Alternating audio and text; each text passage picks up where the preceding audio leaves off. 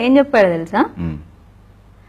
ఒక రాజు నిజాయితీ పరుడైనప్పుడు బలమైన అయినప్పుడు ఒక రాజు నిజాయితీ పరుడు బలమైన వాడు అయినప్పుడు అవినీతి పరులందరూ ఒక్కటవుతారు. ఇది నిజం, ఇది చాణక్య నీతి, నేను చెప్పలేదు. ఇప్పుడు అంతే. సో నరేంద్ర మోదీ గారి ప్రభుత్వము ఒక ఆయన శాసిస్తున్నాడు నీతిని న్యాయాన్ని, వీళ్ళు తట్టుకోలేకపోతున్నారు, అందుకే వీళ్ళందరూ ఒకటైపోయారు. మనం చూసారు కదా బెంగళూరులో ఎవరు ఏకమయ్యారు? అవినీతి పరులందరూ మాత్రమే ఏకమయ్యారు.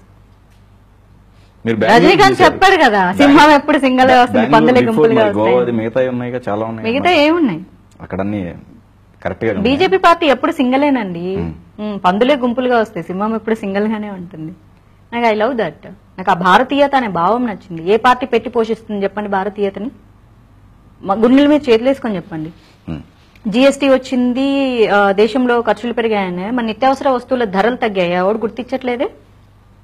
ఒక మామూలు అంటే ఒక పేద కుటుంబానికి పప్పన్నం చాలా ఇది. మరి కాంగ్రెస్ ప్రభుత్వం మనకు 150 రూపాయల వరకు రీచ్ అయిన కందిపప్పు ధర ఈ రోజు 65 రూపీస్కి ఎందుకు దొరుకుతుంది? దాన్ని ఎవడు మాట్లాడ్డా?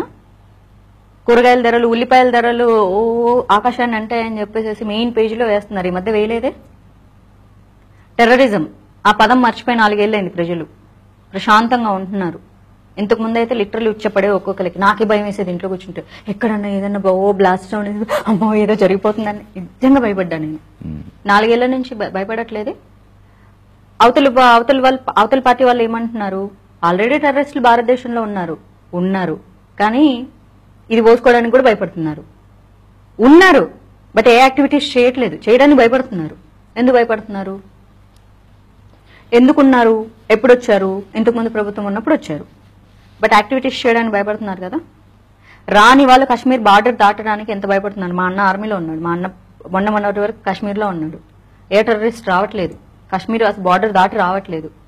ఎందుకు రావట్లేదు? భారతదేశం బార్డర్లు దాటి రాలేదు ఈ 4 ఏళ్లలో. టెర్రరిజం అన్న పదం కూడా కొంచెం తగ్గింది, మనుషుల్లో భయం తగ్గింది. ఇది ఎవరు ఆలోచించరే? ఎంతమందికి నచ్చపోవచ్చు. చిన్న నష్టాలు, చిన్న అవకతవకలు, లోటుపాట్లు అన్నవి ప్రతి విధానం ప్రవేశపెట్టినప్పుడు ఉంటాయి. ఇప్పుడు జిఎస్టీ పెట్టినప్పుడు అమ్మాయిల శానిటరీ నాప్కిన్స్ పైన జిఎస్టీ వేసినందుకు నాకు నచ్చక నేను పోస్ట్ పెట్టాను. ఒక ప్రభుత్వ విధానాలు పెట్టినప్పుడు ఎలా ఉంటుందంటే, వీటి మీద ట్యాక్సులు వేయాలని పెట్టరు, వీటి మీద జిఎస్టీ ఉండకూడదు అని కొన్నింటిని ఎక్సెప్షన్ గా తీసేస్తాయి. సో మిగిలినవన్నీ జిఎస్టీలోకి వస్తాయి. ఎప్పుడైతే అంటే ఇప్పుడు భారతదేశంలో కొన్ని వేల ప్రోడక్ట్స్ ఉన్నాయి, వేల ప్రోడక్ట్స్ మీద వెయ్యాలని నోట్ చేయరు. ఈ ప్రోడక్ట్స్ మీద జిఎస్టీ ఉండకూడదని తీస్తాయి. సో మిగిలినవన్నీ అందులోకి లిస్టులోకి వస్తాయి. కాబట్టి కొన్ని అవకతవకలు జరిగినప్పుడు మళ్ళీ దాన్ని మార్పులు, చేర్పులు, సవరణలు చేయడం అన్నది చాలా సహజమైన విషయమేగా. మరి ఎందుకు మన భారత రాజ్యాంగాన్ని ఇప్పటికి ఎన్నోసార్లు సవరించారు? ఎందుకు సవరించారు అంటే, ఆ రోజు ఉన్న దేశ పరిస్థితుల ప్రకారం డాక్టర్ అంబేద్కర్ గారు అప్పుడు అలా రాశారు. బట్ పరిస్థితులు మారుతూ వచ్చాయి, ప్రజలు మారుతూ వచ్చారు, డెవలప్మెంట్ మారుతూ వచ్చింది, దానికి తగ్గట్టు మార్చుకుంటూ వచ్చారు. జిఎస్టీ అన్నది కూడా ఆబ్వియస్లీ అలాంటిదే కదా, అదొక విధానం. ఆ విధానంలో అవకతవకలు జరిగినప్పుడు మార్పులు చేర్పులు చేసుకుంటూ వస్తారు.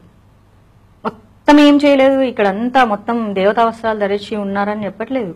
చిన్న అవకతవకలు జరిగినప్పుడు ప్రభుత్వం విధానాలు దాన్ని మార్చుకుంటూ వచ్చాయి. కాకపోతే ఆ మార్పులు చేర్పుల్లో ఇప్పుడు మోదీ గారికి పొద్దున్న లేవంగానే జిఎస్టీని మార్చాలన్న ఒక పని కాదుగా.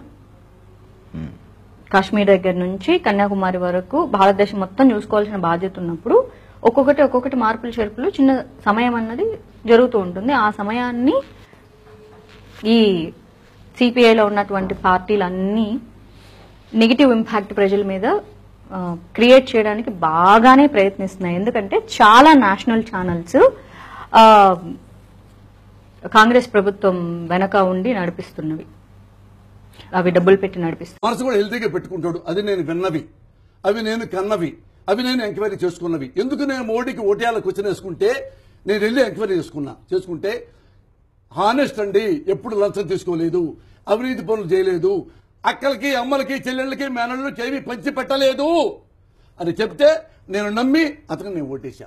హానెస్ట్ ఎందకక్కల బెంజ్ సర్కిల్ దాకా నీకు మోడీ గొడవలైతే దాన్ని మొత్తం ఆంధ్రప్రదేశ్ మొత్తం చుట్టేస్తారా? మోడీ ఎలాంటి వాడు తెలుసా? మోడీ కాలి వేలు ఉంది కదా, బొటన వేలు, దీని మీద వెంట్రుకలు ఉంటాయి కదా, ఆ వెంట్రుకలు కూడా పెకలేరు మీరు. Is honest person, one of the honest in India. Modi వల్లనే భారతదేశం ప్రపంచ దేశాల్లో గౌరవం పెరిగింది. ₹1 లక్షం లేదు. మీలాగా తినడం, నిజంగా తిననివ్వడేమో తినడం. హానెస్ట్. నేను చూసా 20 ఏళ్ళు అతని గురించి రీసెర్చ్ చేసా. ₹1 తినని మనిషి హానెస్ట్. అతనికి పదవి అలంకారం కాదు, పదవే అతనికి. అతని వల్లే పదవికి పేరు వచ్చింది. అంత గొప్ప లీడర్.